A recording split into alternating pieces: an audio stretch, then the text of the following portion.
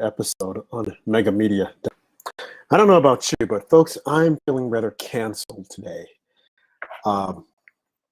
Seems as if though the left is on a mission to cancel everything that isn't glued down to the floor. And even if it is, they're going to try to cancel that.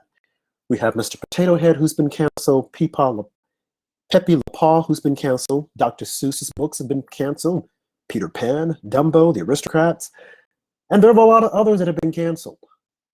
I don't know why, but people all of a sudden are offended by things that are in this book. Pretty soon the Bible will be canceled. I assure you of that. Also taking place in the news, Governor Cuomo, 15,000 deaths in the nursing homes. But the only thing the media wants to talk about, the sexual harassment cases. Granted, that's just as important. But why not the nursing home deaths? Could it be because he was their hero, so they say, for this whole COVID crisis? Could it be that they're trying to save him and his book deal that he negotiated while all of this was taking place? I don't know. We're going to talk about that. We're also going to talk about the crisis at the border. Or is it a challenge at the border? According to our favorite circle back girl. Crisis, challenge. I think it's a crisis, and it's a serious crisis, and we need to get to the bottom of it. Finally, we'll talk about Joe Biden, or the lack of Joe Biden. Will the real Joe Biden please stand up? Because I gotta admit that the Joe Biden that we've been seeing on TV is not the same Joe Biden who took the oath of office.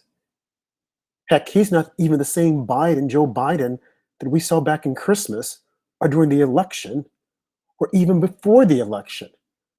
Will the real Joe Biden please stand the heck up? This is scary.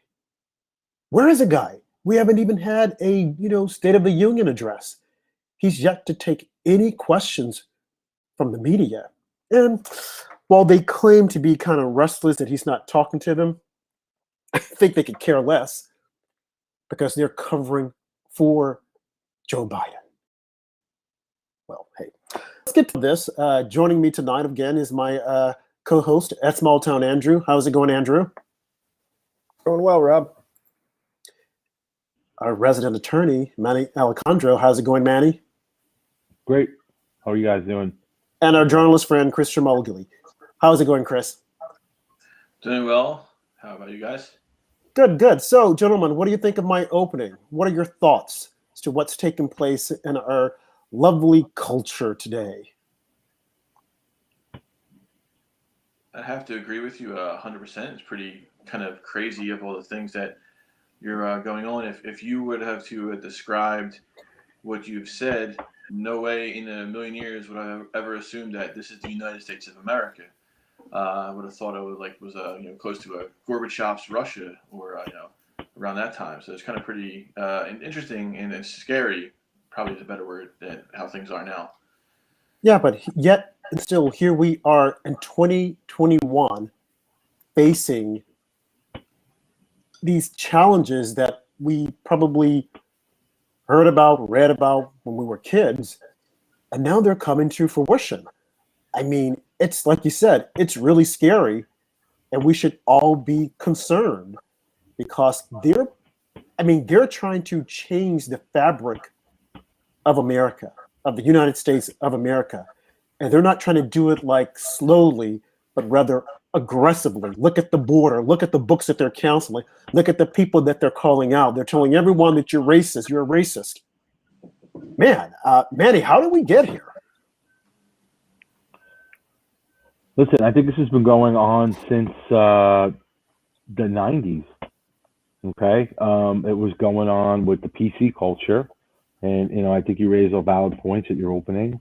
But I think a lot of this is actually good in a lot of ways, right? Because I think it's kind of coming to a head. It's going to get uglier, but it'll get to the point that it will just be the type of situation where it will be impossible and unsustainable for this cancel culture to continue. There will be, and you see this with Cuomo.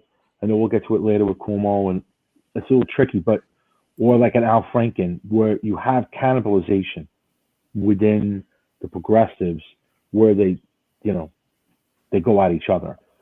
The cancel culture right now, it was very easy to target Trump. There was a lot to target every day.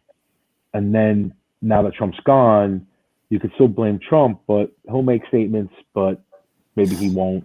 He'll put out his emails. Maybe you could go after people who work for Trump, but it's pretty much slowing down. So when you start this really a habit of going after people, and that's what the papers, that's what the media lives off of, there has to be someone that is disliked. There has to be someone that did something bad, inappropriate, horrible, someone that we should all hate and dislike. And if the perfect textbook example of that is Donald Trump, which we know it is and was, he's out of the picture. Whether he comes back in 2024 remains to be seen. But right now he's out of the picture. This voracious appetite to attack and tear down people. They're going after that the mob, or those who create the memo, as I like to refer to it, that write the memo.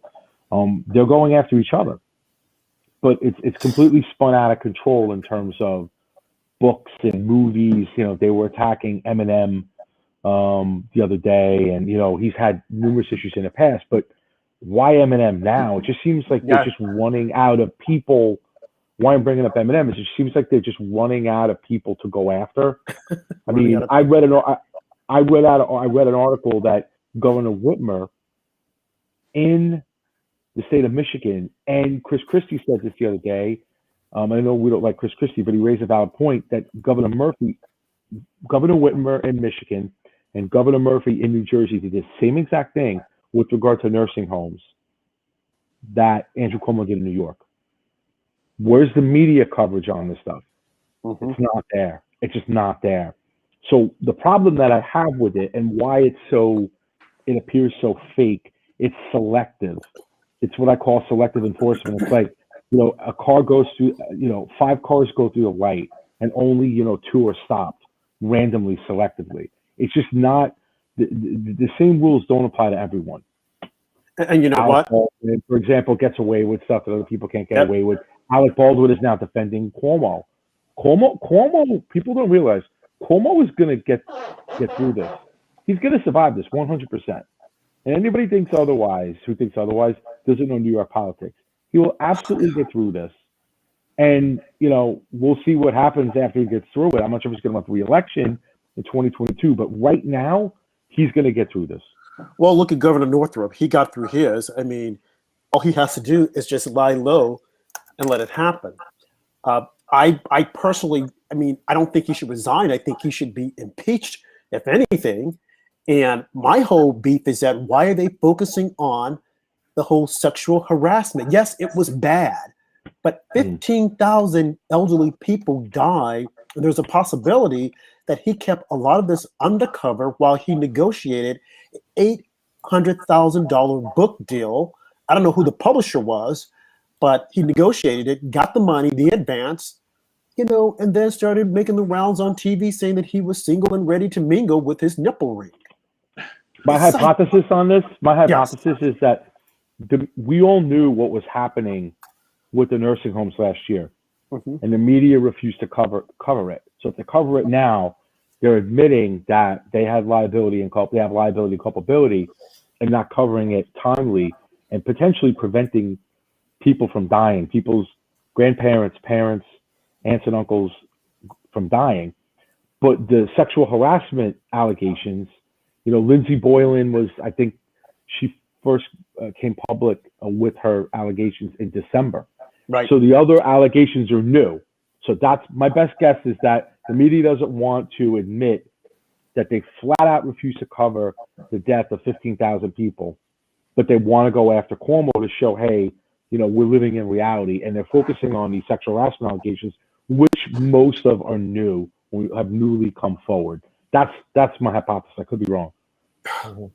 Unfortunately for Cuomo, it's almost like the 9/11 victims, though, where the victims' families aren't going to let it go, right? The allegations against Cuomo are adding up. Like I said in the chat room, I think there's more women accusing Cuomo now than Joe Biden had at his latest rally. But back to cancel culture, you had Pepe Le Pew canceled this week. Piers Morgan was canceled this week for speaking ill of the Meghan Markle and Prince Harry interview. We've had Aunt Jemima canceled, Land O'Lakes canceled, the Washington Redskins and Cleveland Indians canceled. It's just getting out of control. And like Manny said, I think it's going to come to a head soon. Yeah, and it's real crazy. You know, like I forgot Aunt Jemima was canceled, the Cleveland Redskins, and it's like they're just going down the list, checking off, okay, we don't like this, this offends us, we don't like what this person said, so we got to get rid of them. And as if though they're trying to sanitize history. And history, as I've said before many times, history is ugly, history is dirty, history is not pretty. You know, it's stained with a lot of faults and errors and whatnot, but we learn from history. History is what makes us. But for some reason, the left, they're doing their darnest to try to clean it all up. And once they keep cleaning, I mean, eventually the path of cleaning is going to lead to them. It's going to lead to Barack Obama. I mean, Barack Obama, this whole thing with the, the Bachelorette, there were this big argument about her attending this party in the antebellum South, when during his inauguration in 2008, he invited a similar group from Alabama to march at his inauguration parade. Why aren't we talking about that? Are we going to give him a pass? I mean, because you could technically say, well, you know what, he's black. No, he's black and white. So let's cancel the white part of him. Tell the white part, okay, you're canceled. But no one is bringing it up. We're looking at everything else. It's insanity. It's crazy. Now, Chris, you did a piece, I think, or you had shared with me something about a professor who was dealing with something similar at cancel culture. Yeah. Tell us a little about that. Sure. St. Joe's University is a school down in Philadelphia. It's off the main line. And I don't know, this story kind of made the news circuit. It's Professor Gregory Manco. He was a math professor, has taught at St. Joe's, I believe it was for 50. And sometime in mid to late February, he tweeted criticism of Joe Biden supporting reparations. And he did this from an anonymous Twitter account. It wasn't even under his, so it was just something, South Jersey Giants, I think, was the Twitter account that he did. So it was nothing associating with the school, his name, his position, just pretty much that a Twitter account that he started. I interviewed him for a piece, and he told me that he started it for a now defunct baseball league. So that was his Twitter, and he just kept it. But it's one of those things that someone at St. Joe's or some former students got wind of this, and were following him and they're trying to get him.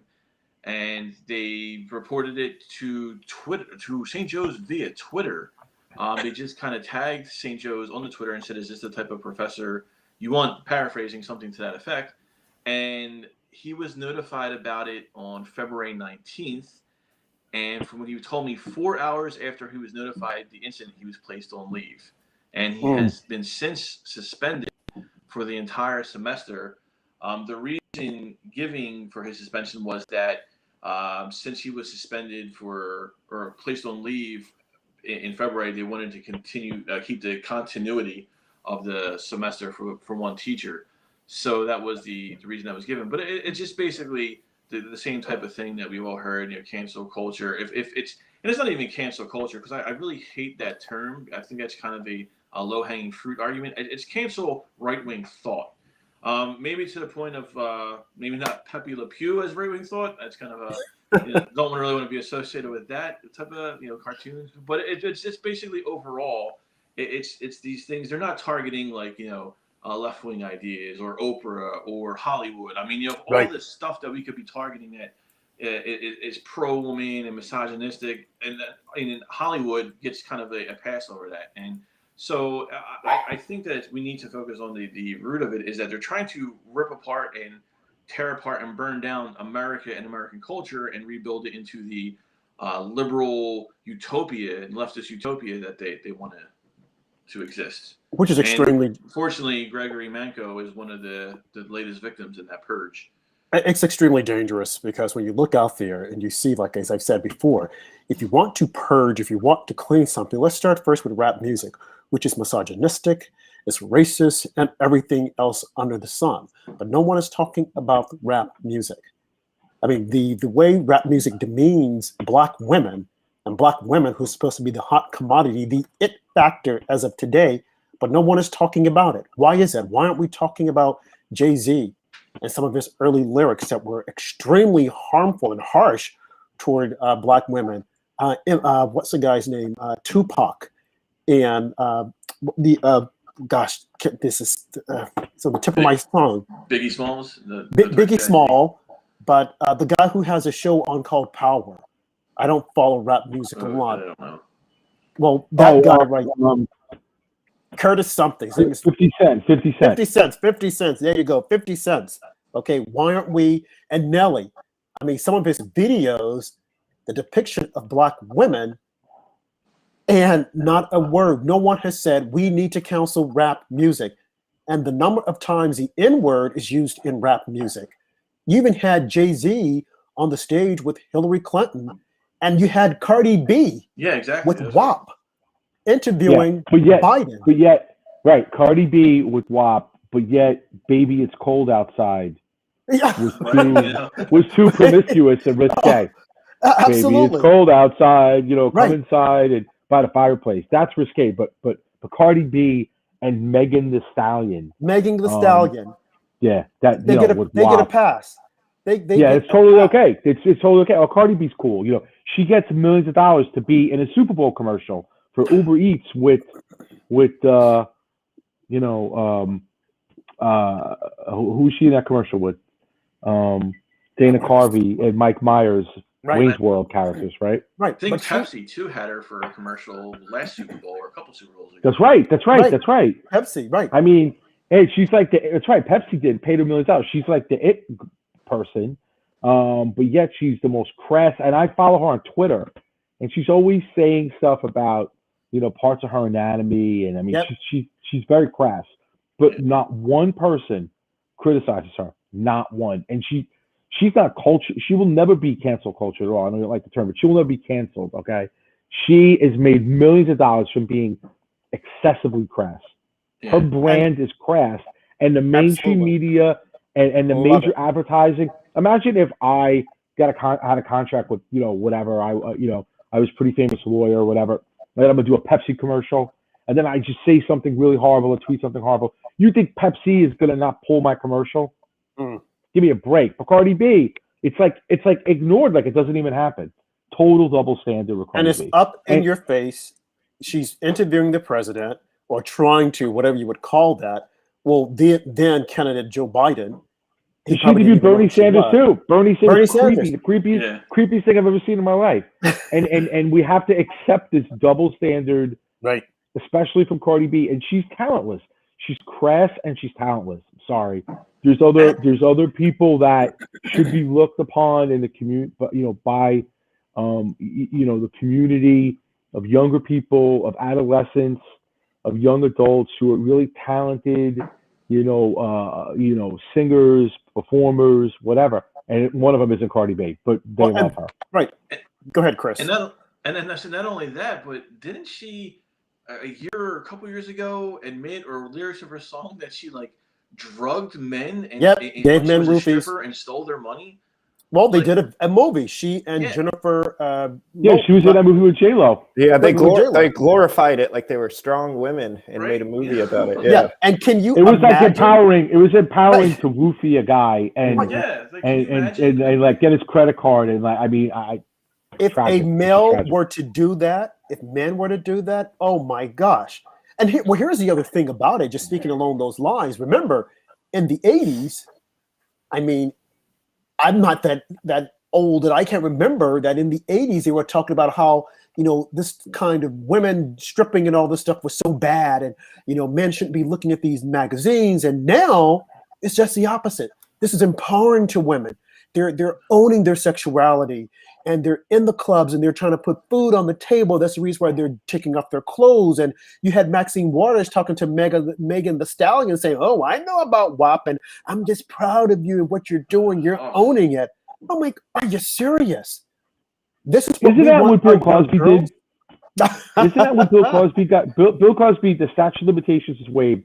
The guy, he put roofies in women's drinks like the Playboy Mansion in the 70s. And he's in prison right now. He's like 80-something years old. He's in bad shape. I'm not defending him whatsoever. No. Isn't that, did they do in that movie with J-Lo and Cardi B, isn't that glorification of the same thing? Exactly. Some guy comes in, he's a Wall Street banker. He's a rich fat cat guy. He's married. He lives in the suburbs. And we're just going to take his credit card. We're going to drug him up, tie him up, whatever, and take his credit card and ruin his life. I mean, this stuff is crazy. And we're just innocent little girls. And we don't know what to do. It is. It's ridiculous. I'm glad you pointed that out. It is a double standard. And now they're glorifying it. And what's even sad is that we have our young girls that are looking at this. They start them out at an early age, hooking them to these lyrics, this music, and out twerking. And I'm like, wait a minute. What is happening here? What is happening to our culture? I remember seeing once, what was her name? The singer who, Katy Perry, she was on Sesame Street. And I was looking at it with my young cousin, and she was on it, her boobs popping. I'm thinking, okay, no, why is she talking about ABC? Well, maybe she was talking about the ABCs. And I'm like, wait a minute. 1, 2, 3, ABC, why are her boobs out popping? And then you have the Muppets, they're all squeezing up on her. I'm like, wait, time out. What is this? What about a stripper pole as a form of a workout at Equinox or something? Yeah. Like, how has that become acceptable in society to teach our young children about this stuff? It's like, yep. Oh, it's good for your abs. It's like, what? It's hard to climb that pole and you get good at lower ab work, like your core. You can't figure out another exercise routine. And calling it a stripper pole? I mean, please. So when men look at this, right? So and when men look at this and they're glorifying women, saying, "Oh wow, I only see sex," then men are, "Oh, that's wrong. You shouldn't do that." But I'm like, the tables are turning. The way women, lust after men, and some of the comments that they make, it's okay, but now men are not supposed to do it. Wrong is wrong. Look. If something's wrong, it's wrong. It doesn't matter who did it. See, that's kind of what we're talking about, right? If you really kind of want to rise this up to like a generalization level, it matters who does it, right? What they're doing is the same thing. But if people that we want to cancel, people that we want out, do it, then they're out. But people that we want to defend or we want to come up with excuses for, it seems to be okay. They made a mistake. What I thought was really tragic about Andrew Cuomo when he first talked about this the other day was he said, "I never touched any of these women. And I never made any of them comfortable that So I knew learn of." Not just physical.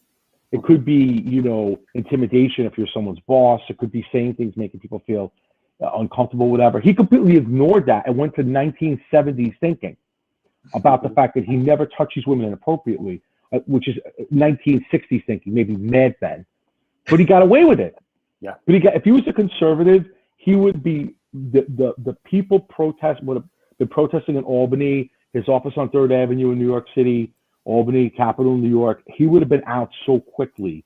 AOC would be after him and that kind of thing. But he literally says stuff that if Trump said it, imagine if you hear Andrew Cuomo say something, but it's coming out of Trump.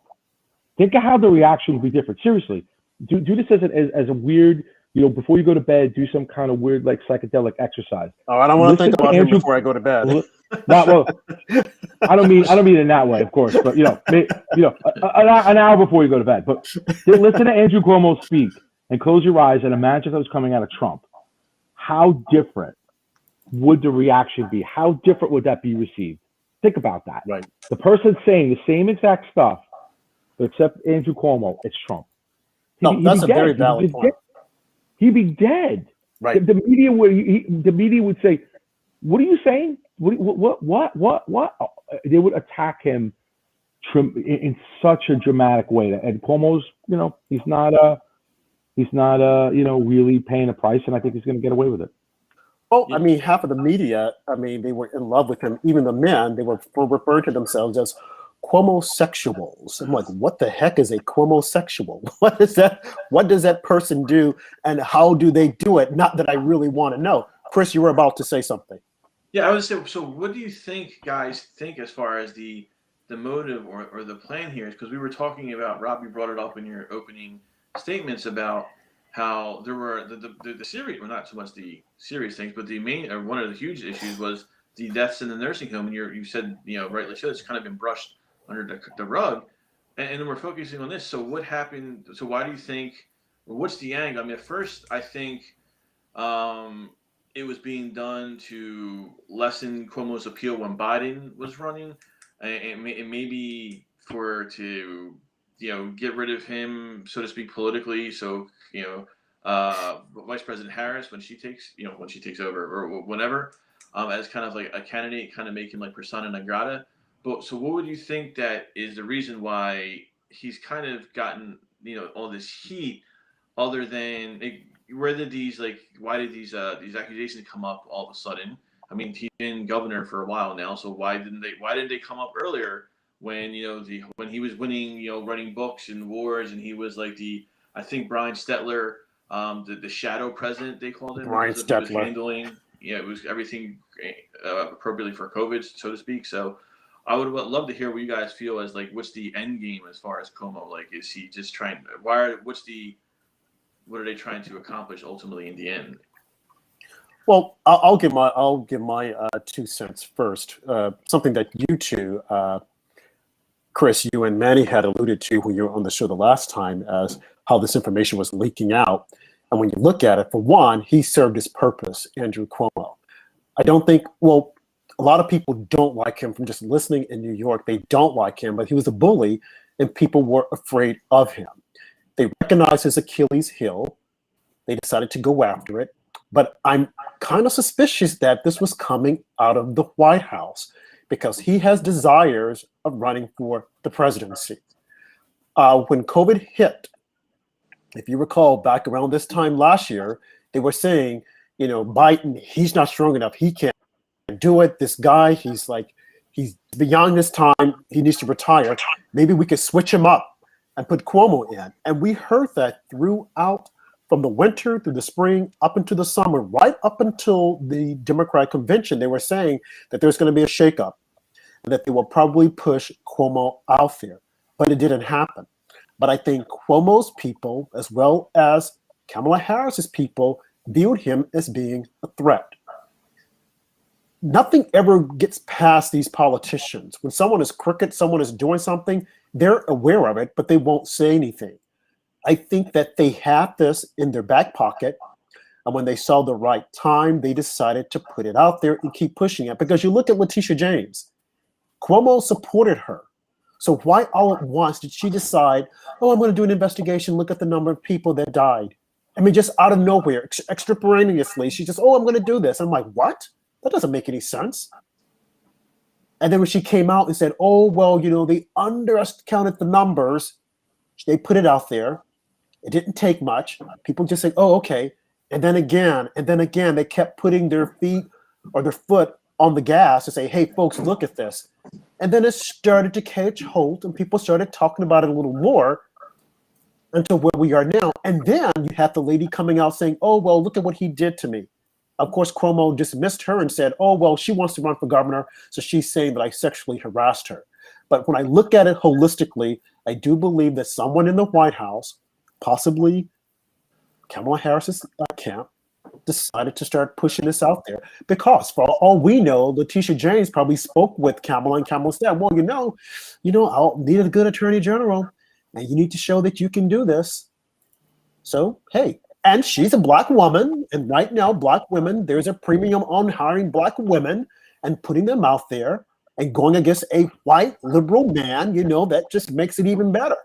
So what is he going to do to Letitia James? If he goes after her, they'll persecute him. You're going after a black woman. How could you? How dare you? So she can virtually go out there and, do her job without any fear of retribution from him, because if he were to rise up against her, they would slaughter him. That's my thought.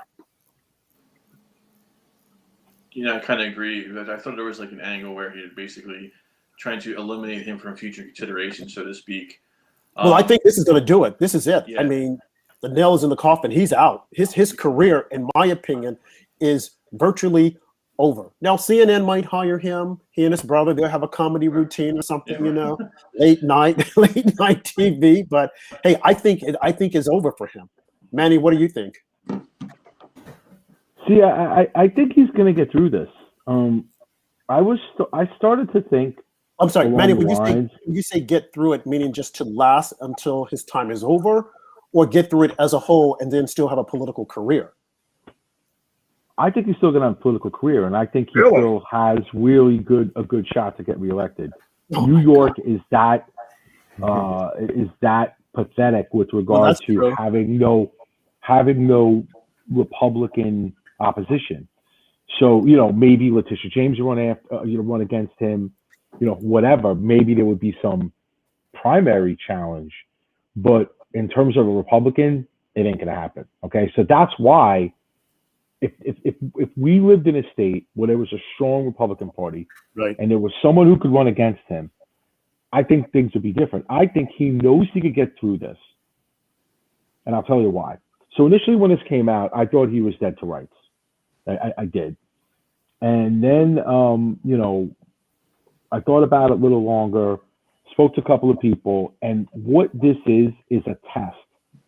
He's being tested right now Oh gosh. by Biden and Harris. This is a test, Mhm. and they want to see what happens and how he handles this. Okay, because they want to see if he's going to be a primary challenger to either Biden if he makes it or Kamala Harris in 2024. So they wanted to hurt him. But here's what I'm trying to say. Here's why I think he'll get through it. I watched the UFC on Saturday, and I watched Amanda Nunes destroy her opponent. She's great. I don't know if anybody saw the UFC on Saturday. Small town. It was great, right? It was a great card. And when you destroy an opponent, it's pretty clear. You do the ground and pound, it's over right away. They could have gone for the kill with Andrew Cuomo. How? They could have, in addition to now the 6 women, I think, that have made allegations of sexual harassment in some way, they could have, the media really could have done investigative journalism, getting whistleblowers and insiders at these nursing homes, going to some of the families of the victims, getting bills. What we're hearing is that this was around payments, Medicaid payments to the nursing homes, not wanting to give that money to the hospitals if they were discharged from the nursing homes.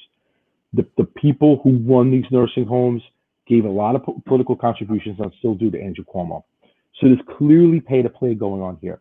Anybody in the media could easily get information about this stuff and have crushed Cuomo, but they have not, and it's not gotten to that level. So without the nursing home scandal rising beyond where it is, where he just revised the numbers and he said he made a mistake or something like that, if there's 10 women, unfortunately, it's tragic, but and they should be heard, and they should be potentially seek litigation against him and sue him if needed. But I don't think that that's going to do anything to stop him. I think the nursing home scandal is the only thing that could get him. And I think the White House is saying, hey, you know what? Watch yourself. Because he had a bad attitude with Cuomo. You're right. There were rumors, with Biden, the rumors that he was going to replace Biden. I heard something the other day that he did a video, Cuomo, for the Democratic National Convention. And the DNC or Biden wanted him to do something else, and he tried to overrule them, and they got really pissed off at him. So there's some kind of bad blood. But again, think about it. They didn't go for the kill. They didn't go for a submission hold or ground and pound. They're hurting him. But, if they really want to get him out, there's enough stuff to get him out on. The Moreland Commission in New York, he created a commission to root out corruption called the Moreland Commission. And then as soon as they were going to come forward with the report about their findings, he disbanded their commission. His right-hand man is serving time right now. Okay? He was criminally prosecuted last year.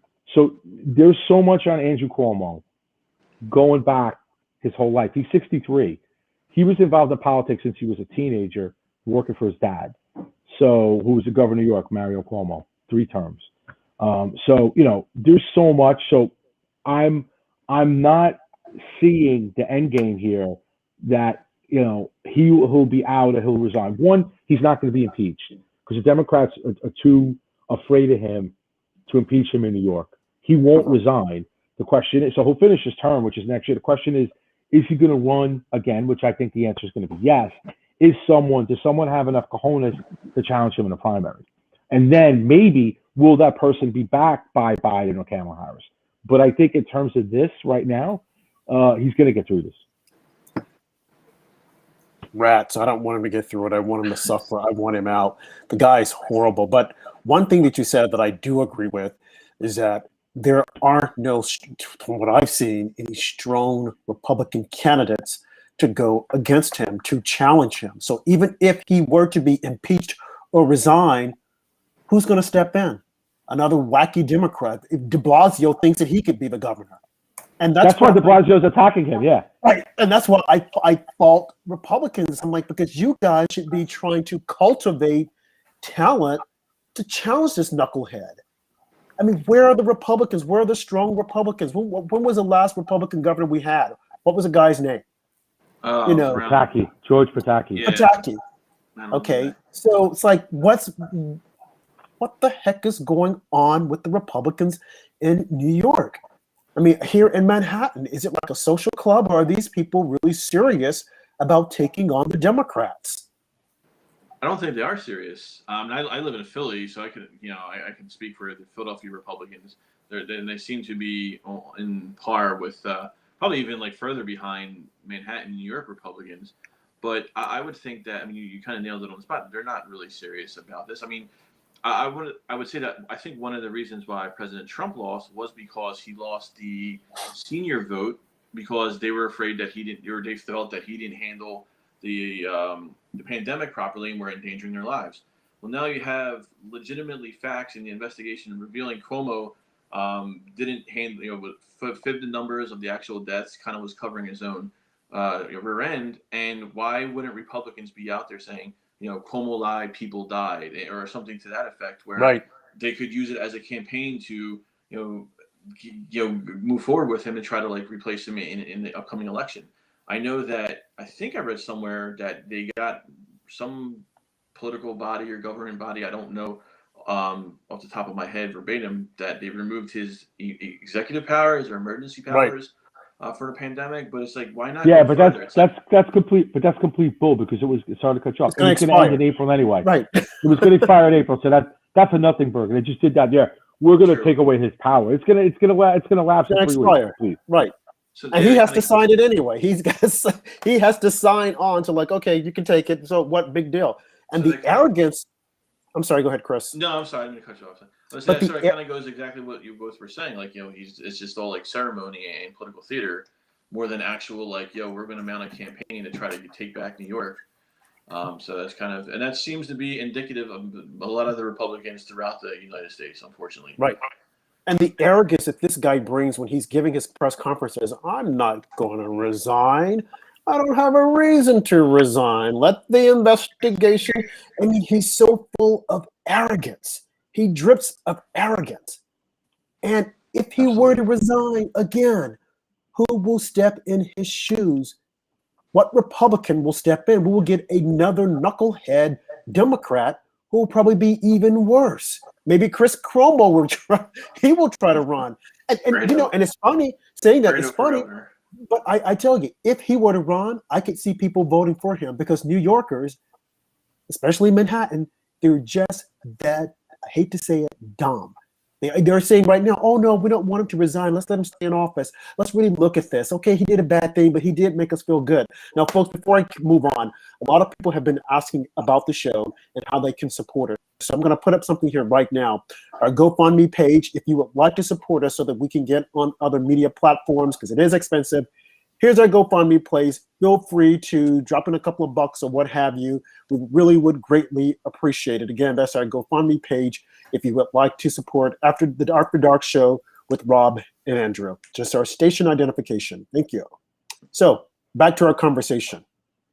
As you guys were, as I was saying, there is no strong Republican that could step in and take it to the next level. And it's really unfortunate that in a lot of these states, whereby they are blue states, the Republican Party, so it seems, they're not, organized enough to go after these offices and say, hey, we're going to put someone there. We just sit there and do absolutely nothing. And it's unfortunate.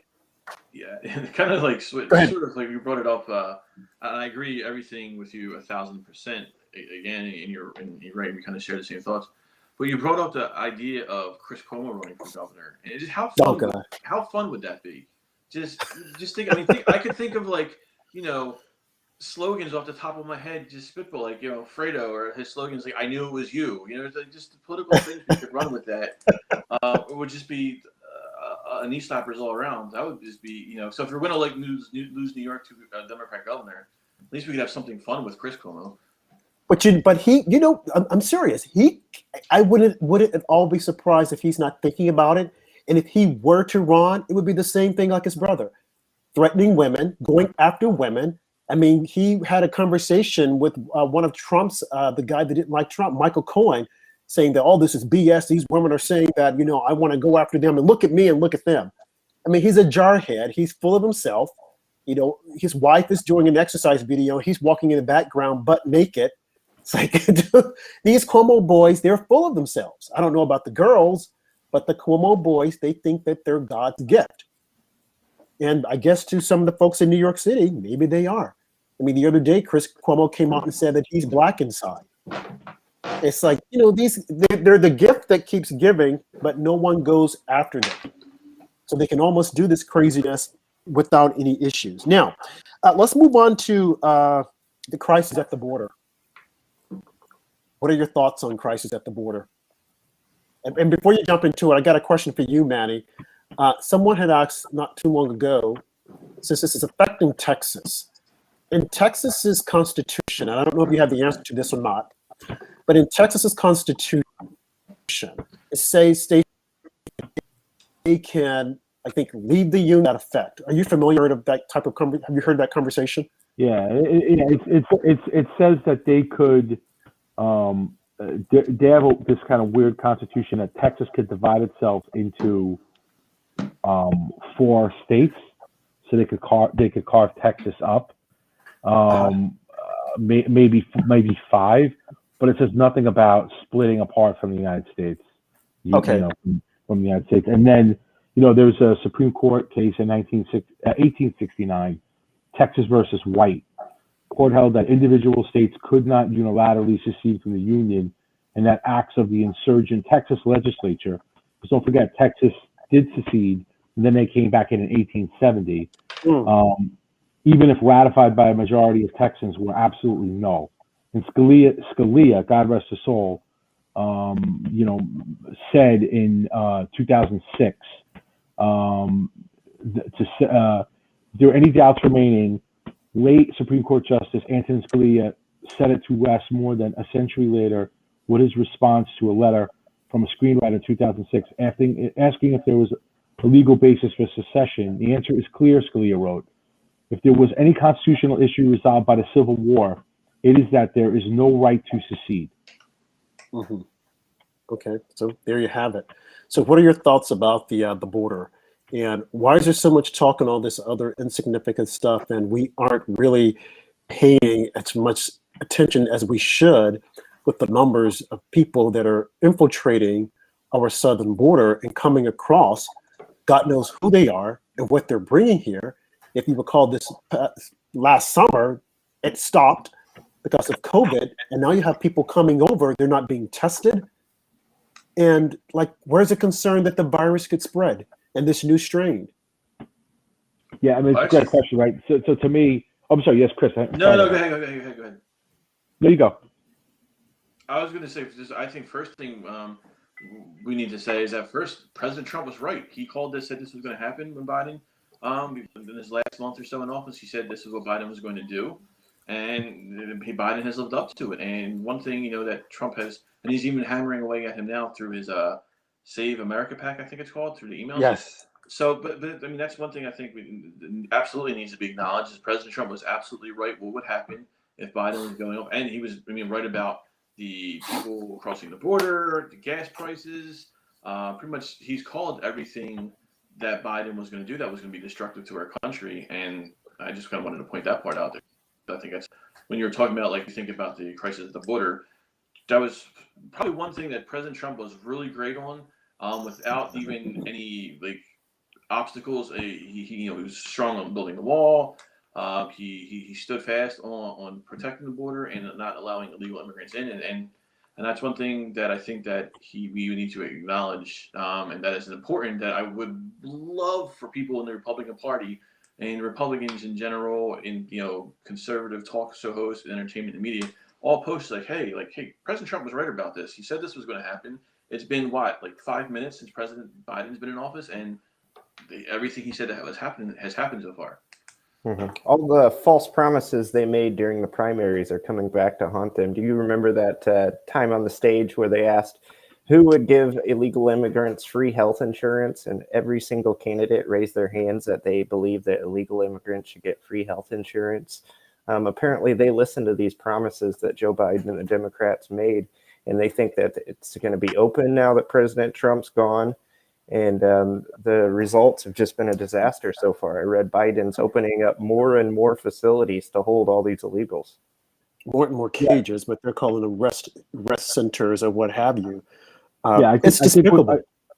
Absolutely. I think what Biden's trying to do is clearly everything that Biden is doing is the opposite of what Trump did.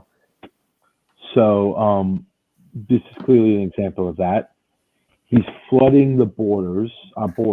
Why is he doing that? Because my prediction is we will have some type of solution with regard to immigration very shortly.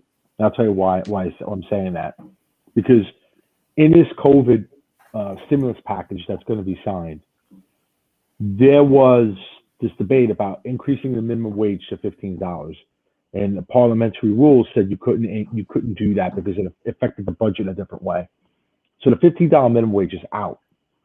Mm-hmm. But Mitt Romney and Tom Cotton and others have said, look, we will agree to increase the minimum wage. I don't know, it was $12, whatever.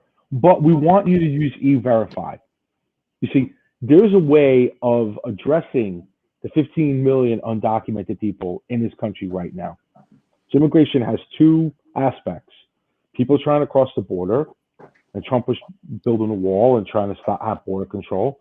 But we also have 15 million, maybe more, undocumented people in this country who are working, who are, their parents and grandparents. But if you apply E-Verify, you're putting pressure down on employers, which you never had before, that they have to verify the immigration status of these people. So you're having people like, I know we don't like Romney, but this is a big sign that Romney is on board with this. Mm-hmm. There will be a push to tie in unemployment and other financial incentives with verifying immigration status through employers. That is going to lead to having to address the 15 or 20 million people in this country that are undocumented. What Biden's trying, so there will be a solution short term. And then there has not been, my prediction is there will be. So what Biden's trying to do is make immigration a problem again, because it will be a problem that will be contained to some extent. But now, by flooding the borders, immigration is another issue. And he wants it to be an issue because what he's doing is he wants to have people come into California in particular. In New York, where people don't have to show immigration status to register to vote. They could get a driver's license without showing immigration status. Mm-hmm. Once you get a driver's license, you also check the box that you want to vote, motor voter registration. So he's increasing the Democratic base. Every person that comes into this country, legally or illegally, especially illegally, is a vote for Biden and the Democrats. That's why the votes in California are so outrageous in terms of favoring the Democrats. Because and in New York too, you have people who are legally not allowed to vote under the Constitution. You know, they're not citizens, right? But yet there's this workaround where they don't ask for immigration status. I don't know how they get away with that, but they do. You drive, you go to DMV, you get your driver's license. Oh, you want to vote? Check the box. Nobody asks you for identification when you vote. Clearly, no one asks you for immigration status. How many people voted in the last presidential election that were not citizens, that should not have voted? Many people. Oh, Way gosh, I more hate to think people that. probably voted in that election Mhm. that, you know, exceeding the difference of votes by which Trump lost in Georgia and Wisconsin, a lot of states that were close. I guarantee you that if you verified the immigration status, you could back out hundreds of thousands of votes, potentially. So Manny, what you're saying is that by whatever this bill is that Cotton and Romney are pushing, it would eliminate that. That would go away. No, I'm saying that they're addressing immigration for the first time like I've never seen by requiring Okay. employers to verify the employment status of their employees.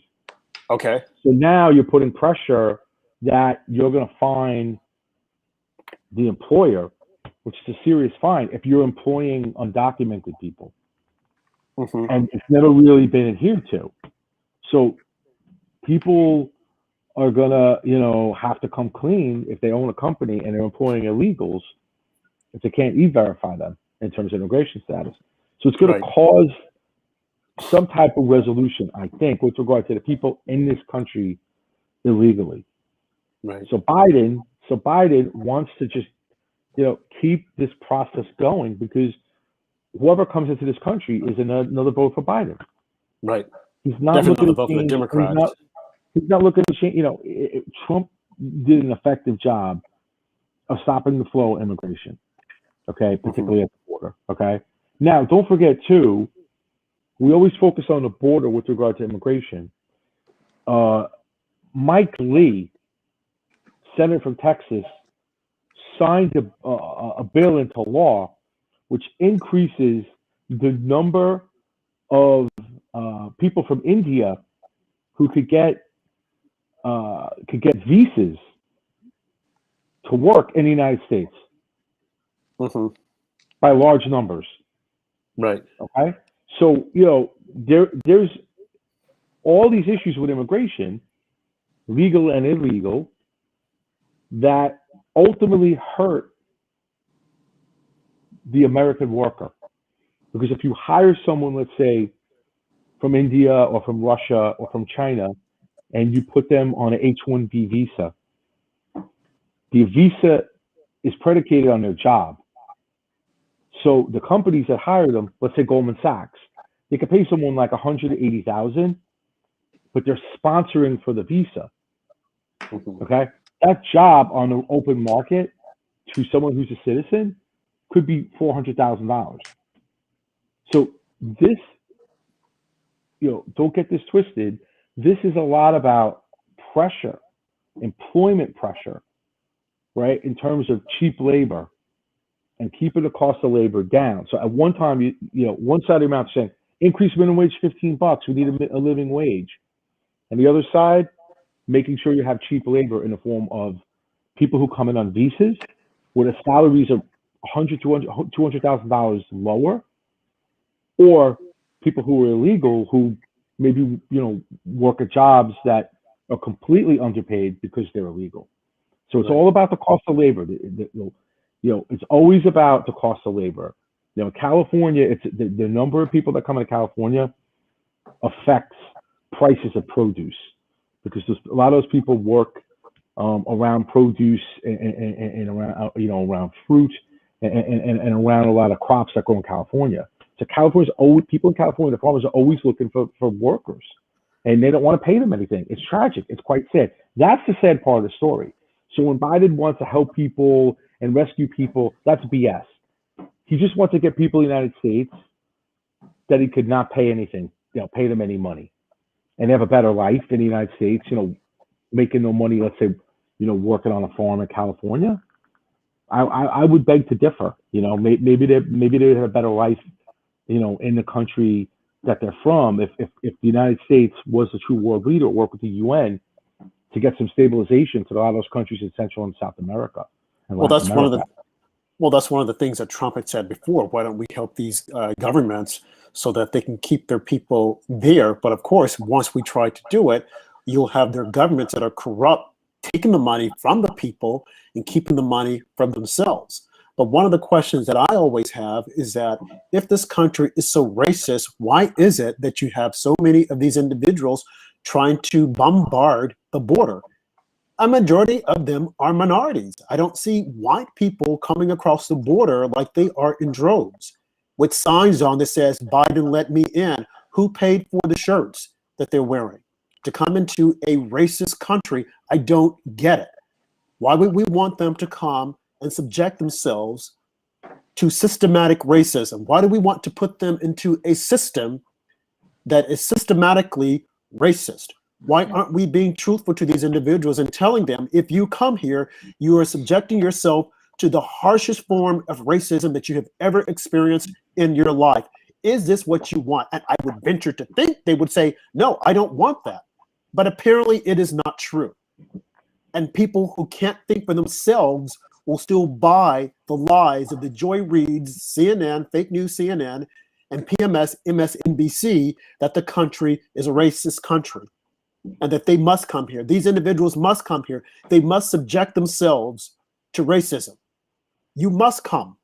Why would you stay in your own country that is not racist?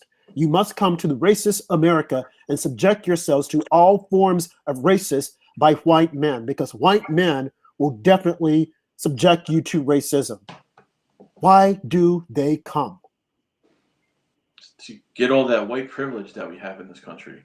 They want to take away your white privilege. Exactly.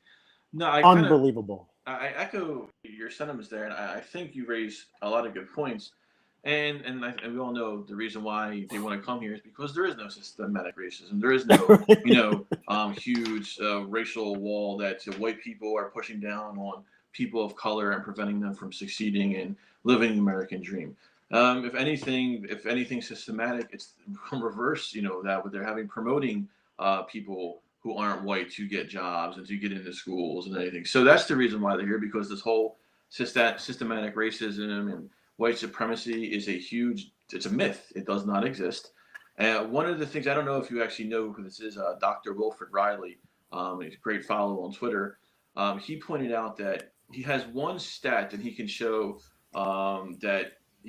to people who say white supremacy and racism is a big thing in this country, and the actual racists who do exist. And he lists the income of the average household median income of people by ethnicity, and it's at the top of, like, for the first 10 breakdowns, it's not white people. It's it's Nigerian immigrants, it's Middle Eastern immigrants from Indian, Asian Americans. And if we live in this white supremacist society, if we live in a society that of the systemic racism, systematic racism, whatever the term du jour is nowadays, that's pushing, the white man is just pushing straight down on these people and not giving them the chance to succeed, then how is it that in the United States, the demographics that make up the highest average household median income are not white people? That would not be possible at all if we lived in this racist society, in this white supremacist society that is constantly portrayed by the left. It just would not be possible. Right. Or we'd be really, really, really bad white supremacists, one or the other. So really, really bad white supremacists. You guys aren't doing the job that you're supposed to be doing, because you have these minorities that are constantly coming here because they want to partake in this whole racist society that we have. It's ridiculous. Andrew, what do you say? Yeah, just to piggyback off of what you guys said, I mentioned in the chat, and I feel this way. This attack that we're seeing on the royal family this past few days just feels like another attack on white people. The royal family is traditionally a white family for hundreds of years. So it's just that they want to take anything white down or change it because white history and anything white is wrong right now in the liberal society. Well, I've got a question for you, gentlemen, seeing that you're all white. I think you're white. I don't know. But this question came to me, one of the viewers that were watching the show. They said, you're always on the show. You guys are talking about racism and et cetera, et cetera. But how do the white men on your show feel about this whole idea that they're bad, they're racist, and that they have this toxic masculinity and they have to be taken down? When you hear this, I mean, how do you feel? What are you thinking? Or do you even think about it? You just move on? Yeah, no, I think it's tragic. I mean, I think about it every day, many times a day, because I have to think about it in terms of my livelihood. In terms of practicing law, you see, Rudy Giuliani, many lawyers who represented the president, were around the president, they're canceled. And, their careers are hurt and their ability to get clients is hurt. So it's quite sad and it's unfair. But with that being said, you have to realize that it exists. And you have to, make sure that it's clear where you stand on issues, and that there's certain things you don't agree with, and there's certain things that you do agree with, and you need to kind of have a clear line of demarcation. The worst thing to be, kind of nonchalant about condemning something or someone that someone said. Like if you look at Chris Harrison on The Bachelor, I was going to bring him up. He should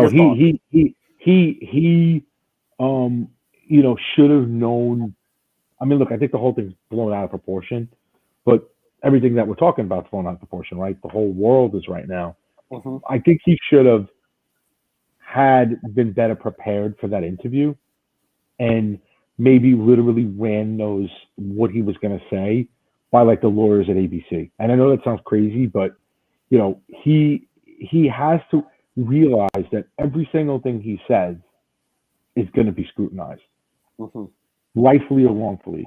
And I think it's incumbent upon that person, like it's incumbent upon me, to make sure that I articulate clearly what I truly mean, how I truly feel.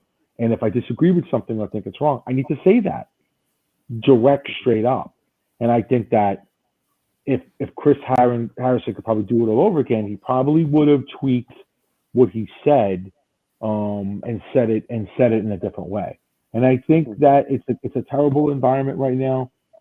But what can I do if I don't try to be measured in ways I should be measured, and I don't try to be clear about what I stand for and then what I don't stand for, it could come back and hurt me. And I think we all need to be aware that we're in this environment.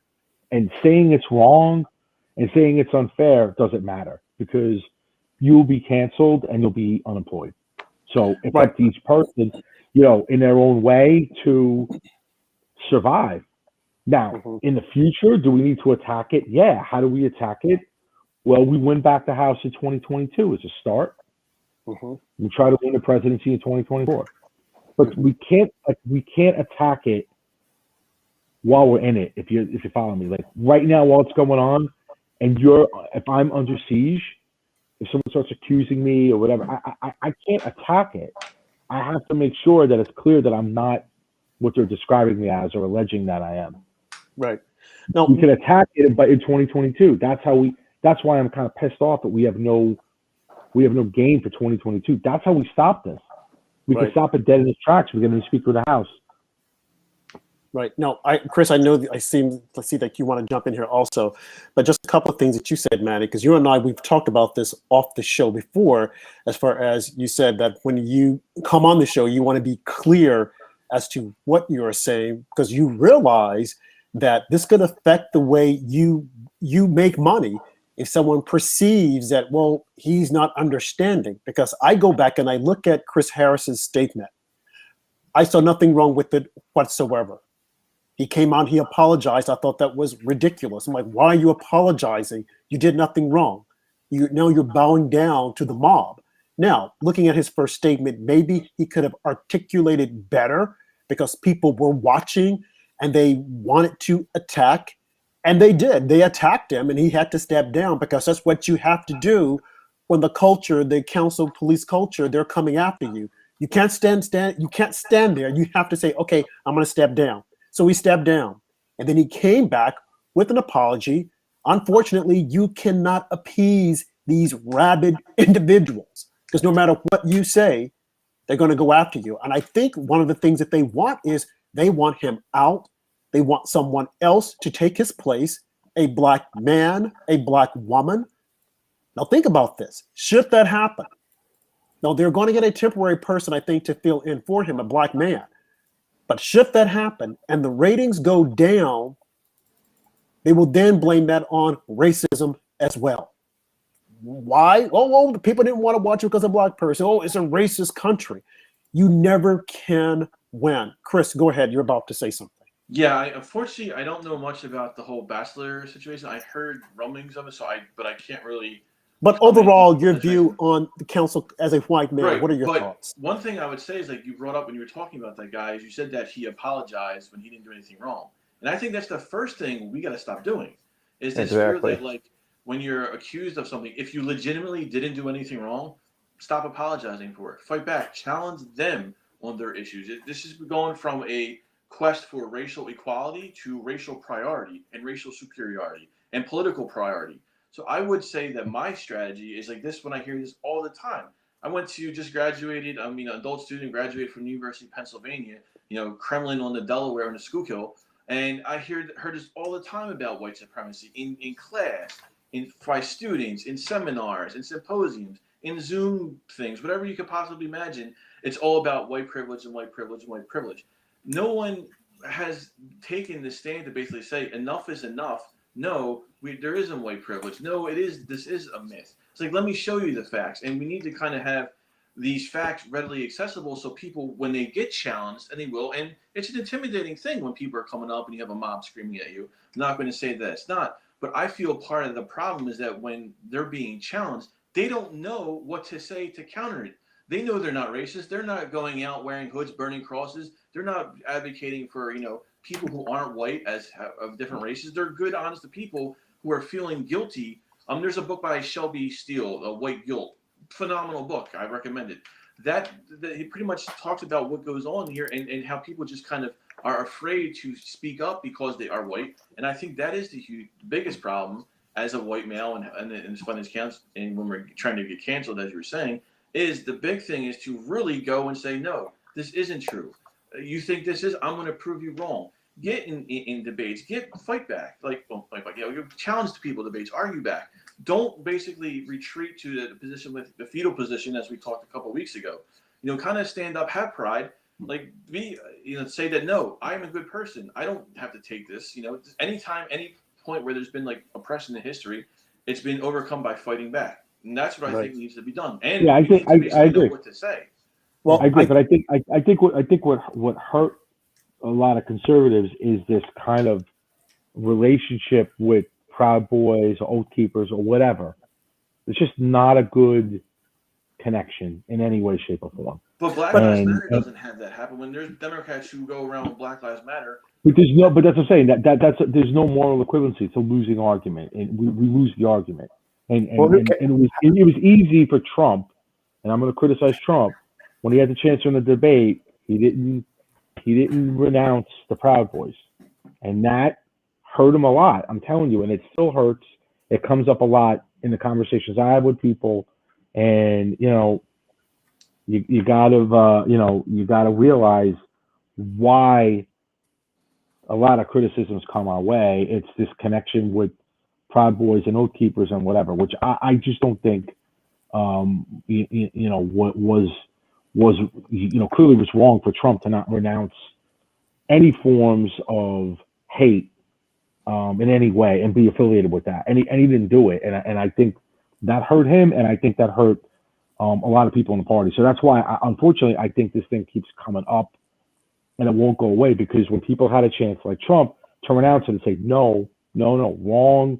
I don't advocate but that. Manny, Wrong. Do it. I understand what you're saying, but even if you say to renounce it, because I wasn't that familiar with the Proud Boys, I thought they were on the good side. I'm like, okay, who are they? But even had he renounced the Proud Boys, I don't think it would have mattered. It would have still come up, because it's not an enunciation that they're looking for, a renunciation that they're looking for. It just keeps coming up. It's the fact that they do exist. Look how many times he said, I denounce the KKK, I denounce white supremacy, over and over again. You can't satisfy these individuals. So even had he done that, as was more eloquently in saying, okay, I denounce it, I renounce them, I don't know who they are, it wouldn't have mattered. Yeah, because it would have just kept going on and on and on. You look at Chris Harrison. I mean, the guy came out with an apology. Now, you would have thought that people would have said, okay, he apologized, let's move on. But they didn't. It's like, nope, that's not good enough. We don't care about it. But I'm saying it would have been better, Uh-huh. clearly, had he denounced them, but he didn't. So we could conjecture that it might not matter at the end of the day. I think it would have been better, clearly, for him if he do it all over again. I'm sure he realizes that he messed up, and he should have said, of course, I don't advocate any of that. It's wrong. It's entirely wrong. Don't stand for any hate. Period. Full stop. He's the president of the United States, and I think, unfortunately, he's created this image that MAGA, MAGA people, are haters, and it's wrong. But that is what works, and that's what is a lasting impression. When you look at what happened on January 6th, people going to the Capitol with Confederate flags. Some guy had a shirt on, Camp Auschwitz. I mean, really, really poor stuff, horrible stuff. And, extremely problematic from my perspective that's how people view the party. Mm-hmm. Go ahead, Chris. Yeah, I would say, what was I going to say? Because you came up with the whole, for when you were talking about the people on January 6th with the Confederate flag and all, I don't know what their end game was. Like, I don't know how they thought that was going to be, hey, this will work and get me what I want to do. So I thought that was stupid. But going back to the Proud Boys, one thing I want to say is, I don't think the majority of people who were criticizing Trump for the Proud Boys, I could guarantee you never even heard of the Proud Boys, couldn't tell you anything about the Proud Boys. It was just a buzz term that was in the media that the liberals ran with, and they kind of made a thing. The whole thing, I don't even know anything about the Proud. Last time I checked, I thought the Proud Boys were run by an African Cuban American man, definitely not a white person.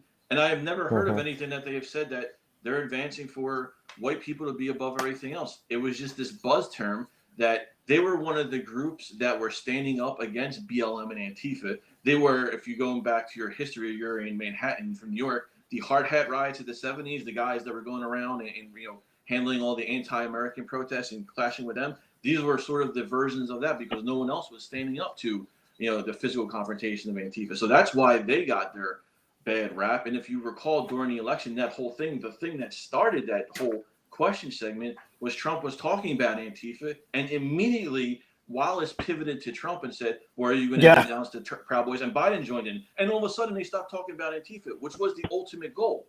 So the whole thing that they're talking about here about the Proud Boys, I'll agree with you on the whole the thing about the idiots that were in the Capitol marching around with Auschwitz, and like those people should be get their own island, leave them somewhere and disavow them. They're the worst. But when you're talking about Trump disavow, he has disavowed white supremacy and racism more than any president in the history of the United States combined, squared, multiplied by 1,000,000. It doesn't even come close. Just Google Trump condemn white supremacy, and you'll see every single time. It was something they were trying to label through propaganda and make stick. And that's what the whole objective was. And Rob, you brought this up, even if he apologized, it wouldn't matter. He apologized. He disavowed white supremacy all the time, and he still called them a racist. He made that statement in Charlottesville that the President Biden a couple of weeks ago even still lied about, saying that when the whole good people on both sides, when this has been debunked a million times over the past few years. So this is just a weapon of the left. It doesn't matter what group you're talking about, Proud Boys, the Village People, whatever you want to talk about. It won't matter. All that matters is they want to attach the term racist and come up with a term that they can resonate and replicate and repeat over and over and over again, that Democrats and liberals can go out and say, they're the bad guys, look at them. I would literally guarantee you, if you went up to people who said, well, what do you think of Proud Boys? Not one of them could ever tell you anything they did that was racist or white supremacist or anything to that effect. I can't even tell you. So, and I would even ask you, what has they said that has been like white supremacist or racist or anything? Because I've never heard of anything that they've said other than just the fact that they were the group that was standing up and combating Antifa, and that's why they got their negative reputation. Andrew, what are your thoughts? Just my thoughts back on the what's it like to be a white man in America. I just feel like people need to start respecting white people. They need to start respecting all of the colors. America is a nation of tons of demographics, and the demographics continue to change, but no one should be treated as a second-class citizen. We had our friend Josh on a few weeks ago, was talking about how he went to a mainly black school and how he was treated at that school. It's just very unfortunate the way that the media and everyone else is attacking white people right now. And then when you look at it, just putting it all, making it full circle, we're going across the pond now. And you have Meghan, who's a millionaire, saying that she was mistreated by the royal family, and because this stuff sells. Racism sells, and people were saying, or someone had asked me, when do you think it will ever end? And I said, it will never end. As long as there are people, we will always have racism, because it sells. It's big money, it's power, it's political gain. And clearly it is political gain in the minority community. If you can pull that out there, if you want to silence your opponent, you want to silence the opposition, you pull out the race card. Fortunately, it didn't work for Trump. He kept pushing back. But you look at all other Republicans, the moment you pull that out, they would do more. Okay, that's it. I'm sorry. And I think that is something that it has to stop, because the sting of racism is no longer there. The stench of racism is gradually fading away. And it will get to the point, it will become like the little boy who cried wolf. Everything is racism. Look at Oprah Winfrey. She is a billionaire. She can say, screw the entire world, I'm going to buy an island. But yet and still, she wants to live amongst systemic racists. She wants to live amongst racism. And if you think about it, it makes no sense. You have all these rich black people who are constantly telling other blacks that there's racism. You look at the Colin Kaepernick, there's racism, and he's making money off of peddling racism. Again, going back to what we started from, with the individuals at the border coming to a racist society because they have to prove that you white men are racist and that you're looking at them, in a racist manner.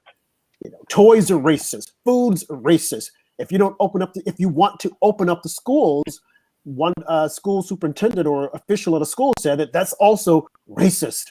It's like everything is racist. When does it stop? It has to stop at some point, but it never will, because we're all humans. And as long as humans exist, and because they know that they can say racism, it shuts down conversation, it's money and it's power, we will continue to use it. Now, we're coming up to the bottom of the hour, and I want to get in this last topic. Joe Biden and his mental capacity. I am not a doctor.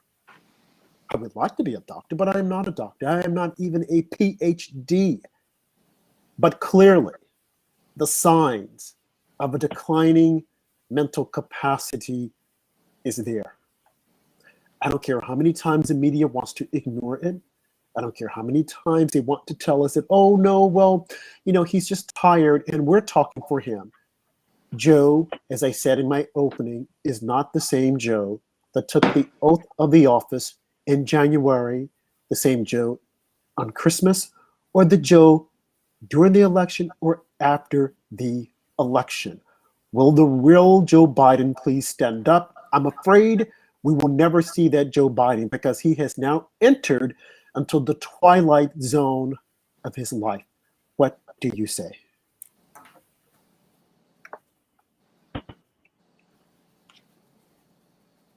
Oh, you guys all agree? Well, I'll start off. Joe Biden's mental capacity has been questioned for a long time, and President Trump cracked several jokes saying that if he lost to Joe Biden, it would be very embarrassing because he would have lost to the worst candidate in history because of Joe Biden's dementia that's been speculated. I remember podcaster Joe Rogan faced a lot of heat because he pointed out that he would not vote for Joe Biden because he felt that Joe Biden did have dementia. So it's just a thing that's going to be a constant flow during Biden's presidency, his mental state, and see where it goes from here. Yeah, I agree. Didn't he not remember his Secretary of Defense's name or something like that? Yeah. Yep. Yeah. Could you imagine if Trump had done that? Oh my God. What would that be? And then there were so many things he said the other day.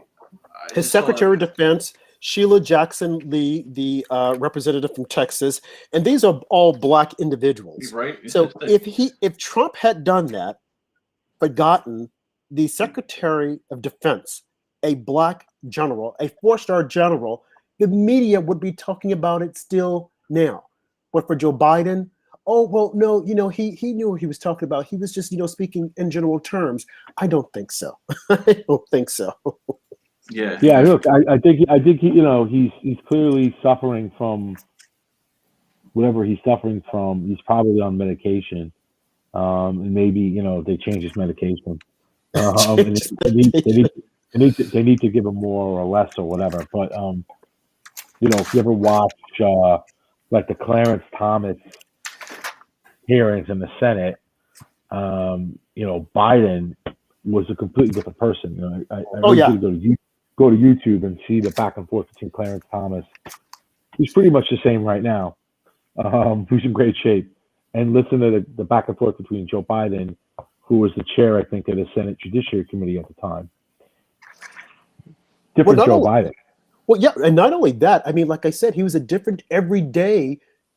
Whenever he steps forward, we get a different Joe Biden, and you can tell the difference. Sometimes I do believe that they're giving him some type of medication because there are times whereby he's all peppy and bubbly, so to speak. Well, not bubbly, but alert. Also, he seems to be alert. Whereas there are other times when he's sitting down, like when he was speaking with Nancy Pelosi, clearly he was confused.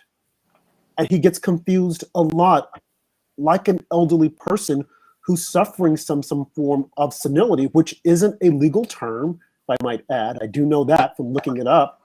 But there's something wrong with him. And my concern is that you have world leaders that are looking at this. And they're thinking, my God, what is going on with this guy? We can just step right in and, do something and boom. And I hear that Kamala, she's on the phone with world leaders and not Joe. Who did we vote for? Mm-hmm. Do you guys think Biden will make it all 4 years? I'm 50-50. If I had to put betting odds, I don't even say that as I'm politically opposed to President Biden, but I don't wish death upon him. I just literally, you were talking about the thing about Vice President Harris on the phone with the foreign leaders, but wasn't that same day it came out he was pictured playing Mario Kart with his granddaughter. That's just not a good look for the people that are basically saying that he has dementia or possible issues that are affecting his abilities as president, to have that happen.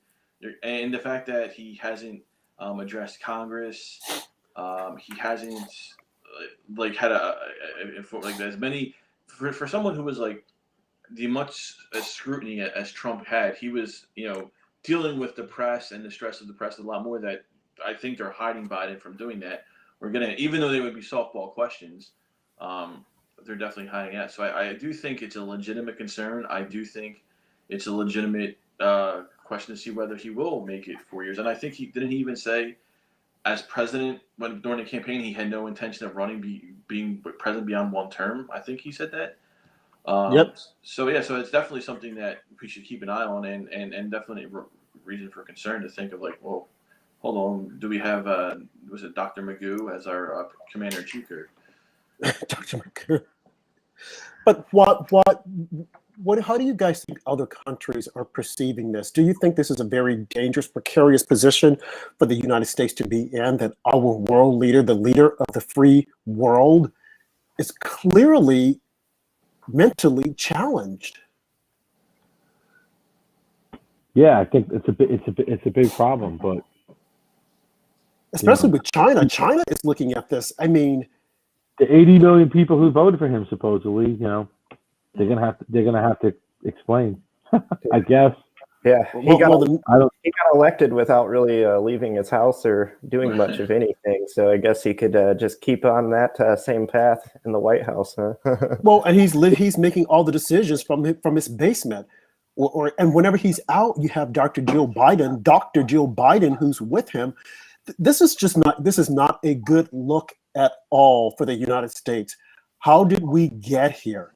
I'm sure President Obama is somewhere. He and Susan Rice, because Valerie Jarrett is here trying to help someone become the mayor of New York City. But Susan Rice is probably camped out in the White House. Obama has a direct hotline to the White House with Jill Biden, and they're probably trying to say, well, let's call a lid on it at 6 o'clock, let him rest. Kamala will talk to the world leaders, and we'll just keep these going. But this is dangerous. Why are they lying to the American people? This is a reason why people don't trust the media. They're lying, and they probably know what's happening. They're making us think that they don't know. They probably know. Just like back during the election with what was the guy's name?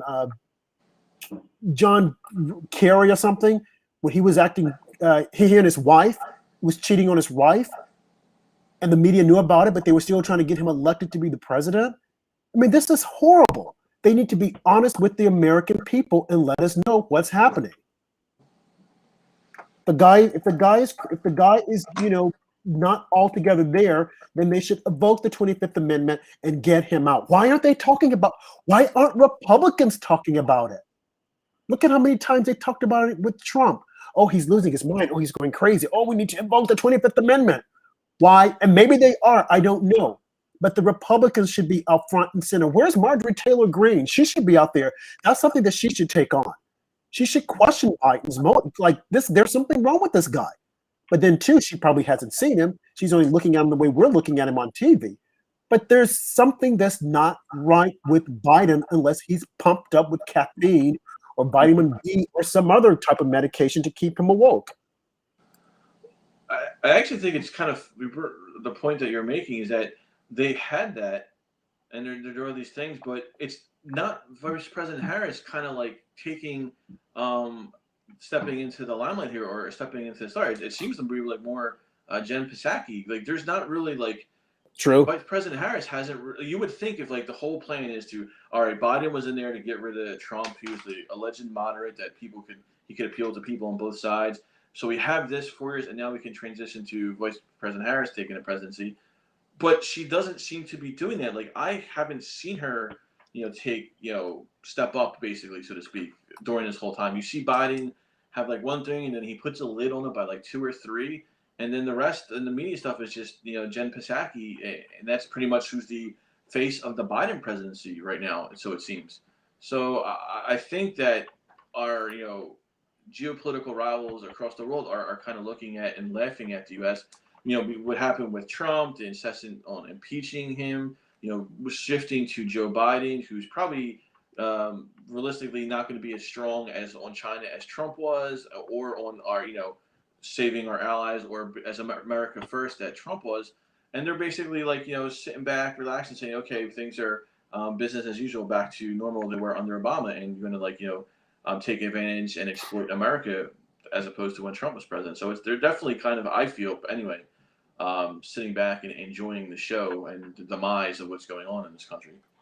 Yeah, I mean, look, Biden's weak, right? I mean, look at this whole thing with Khashoggi. MBS has his fingerprints all over, Khashoggi's murder, and Trump got criticized for not attacking Saudi Arabia and the king of Saudi Arabia and his son, who will be king. and then Biden is going to go after them, and they came out with this report that MBS directed the murder of Khashoggi, and what happened to the story? It's gone. Yep. U.S. did nothing to Saudi Arabia. Weak. So he's just weak. Look, he is a weak president, but he's president, and he's very powerful because any president's powerful, even if he's half asleep or half awake, or have half a mind or whatever. So I think people are just trying to play it out and see how it turns out day by day. I think, including his staff, right? He hasn't. Where's the State of the Union? I mean, we're going to be in the middle of March. No State of the Union. So weird. He doesn't do press conferences. I know. There are no press conferences too. So I don't know if he'll make it to the end. But the question is, should people intervene before it gets to that point, right?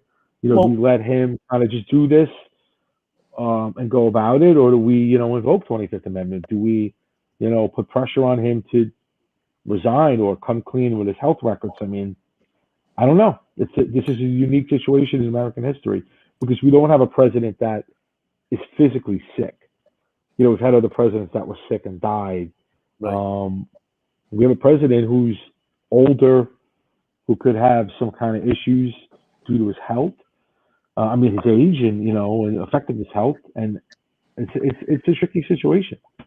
Yeah, and the thing that's really scary is that the media is normalizing this. They're making it seem as if though this is okay. What you see, it's okay. They're not raising any issues. They're not saying that, oh, he has a health issue. And remember, with President Trump, we already had his first medical report that was already out there, and the media questioned it. I remember Sanjay Gupta from CNN. Oh, no, he has a heart problem. Oh, no, he's overweight. All these people who aren't medical doctors were weighing in, and no one has said anything about Joe Biden.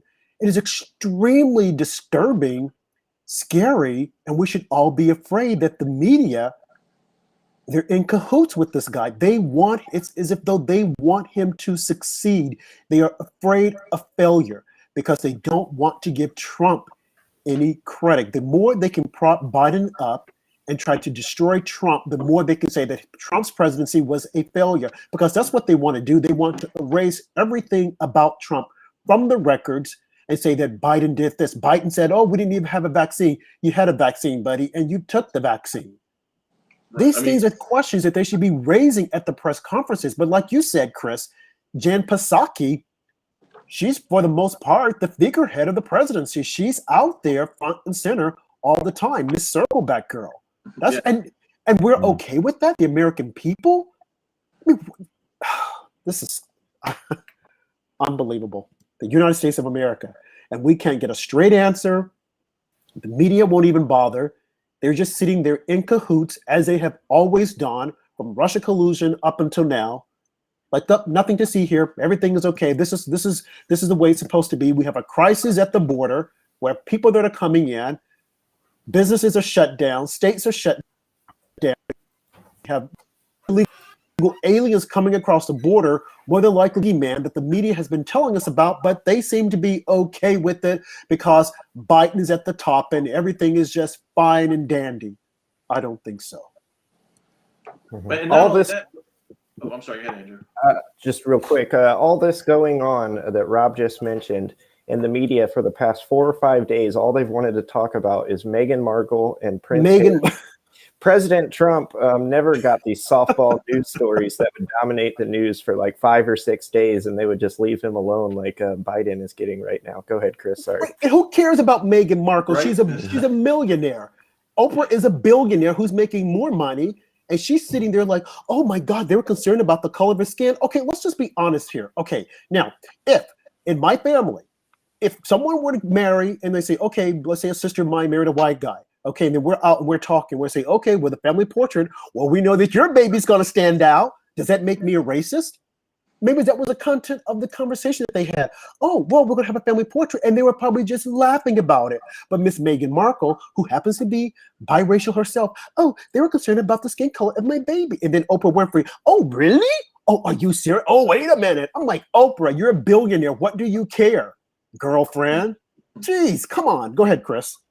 Yeah, I was just kind of wanted to circle back to you were talking about Circle back, Biden. boy. Yeah, and talking about Biden and his health and his presidency and the press. What happened to like outrage about lies from the president? Like, why did that all of a sudden? For 4 years, it's all we heard: Trump lied, Trump lies. You can't trust him. He's not really he's not a good president because he's lying. I mean, we have Biden who campaigned, who said if the Senate becomes Democrat, and talking about the Georgia elections, we'd get $2,000 checks. Well, no, that didn't happen. They were dropped down from 2,000 to 1,400. They came on record as saying, we had to start from scratch with the vaccines. That turned out to be a lie. Even Dr. Fauci came out and said, no, that's not true.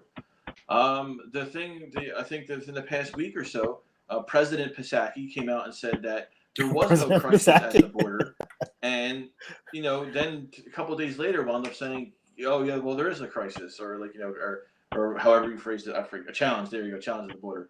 And so, I mean, within the first, how long has Biden been president? 50 days or now. So he's had several amount of huge lies that, talking about his mental capacity or his mental abilities. I don't know if that was because of it, but that's definitely never been addressed in the media. Trump sneezed the wrong way and he got accused of something. Trump said something like, mispronounced the word. It was accused of being a lie. Here we have legitimate lies coming from the president, and no one's in the media or no one in the press is saying, "Oh, well, he lied about this." And I just kind of, think it kind of goes hand in hand. Yeah, it's crazy. I don't believe it. Do you guys have anything else? I mean, this has been a great conversation.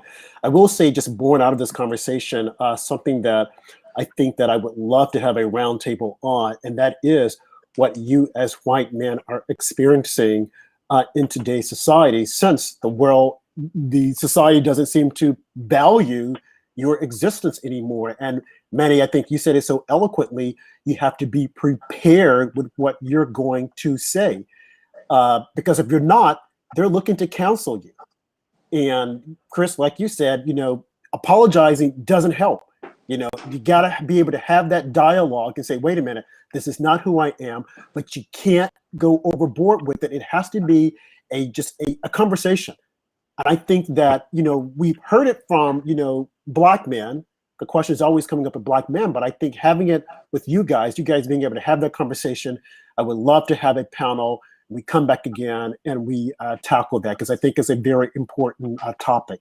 So that's my closing statement. Do you guys have anything that you want to add? I'm all for it. Great. Yeah. Looking forward to doing another one of these. It was great. Yep. Great working with you guys and Chris and Andrew and Rob, of course. Mm-hmm. Well, again, as I said, here is our GoFundMe page. If you would like to fund us so that we can get on other platforms, we would greatly appreciate it. Or you can hit me up on Cash App. I'm there also, $R Harper. And we're also on PayPal. Andrew, you have any closing remarks? Nope, just be sure to follow our two great guests, Manny on Twitter, Manny_Alejandro, and Chris, what is your social media information so people can get a hold of you? It's at CWTREMO, at CWTREMO. Excellent. So yeah, make sure you follow these guys and read Chris's latest article. It's a really good one, so I recommend it. Have a great night, everyone. Thank you. And we're on again on Thursday at 10 p.m. And our guest is fireman who's going to talk to us about the forest fires in California. So that should be rather interesting. So definitely join us Thursday at 10 p.m. Thank you all. Have a nice and safe night. And as Manny said, think about, what's his name, Andrew Cuomo saying the same thing that Trump would have said just before you go to bed at night, just in case you can't sleep.